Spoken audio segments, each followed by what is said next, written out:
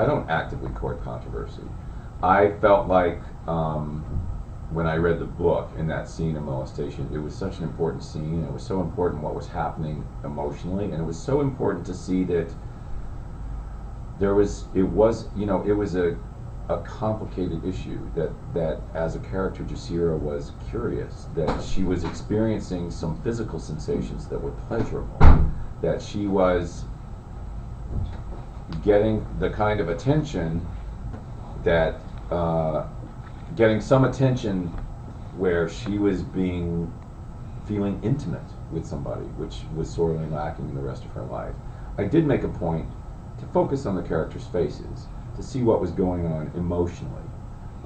But that is such a pivotal point, and it was so important to see how both of them were having this really profound moment in two lives that are respectively devoid of profound moments.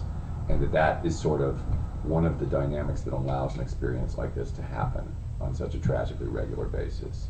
How do you know that you're not shading over into exploitation in these moments? I just trust my instincts. It didn't feel exploited to me. I can't second guess what people's responses are going to be. Once you do that, once you start writing to a perceived expectation, it becomes something other than writing. It becomes more like marketing. In some ways, so Jasira goes through such awful abuse and shitty things in her life, but it's also one of the most sex-positive films I've ever seen. So, the book Towelhead was written by a woman. Right. That's all in the book. The Yeah. sex-positive aspect, the fact that this experience does not destroy Jasira, that she's not turned into an eternal victim. That's part of why I responded to the book, is Right. because it felt so refreshing. Because a woman was not punished for being a sexual being and for liking sex. Yeah.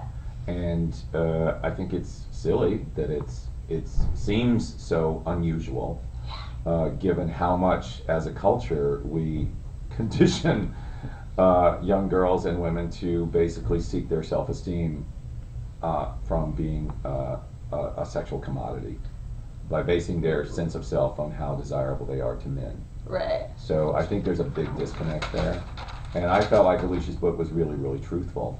And it felt so refreshing that I thought I would love to tell this story. Yeah. Or to be a part of transferring the story from this medium to that medium.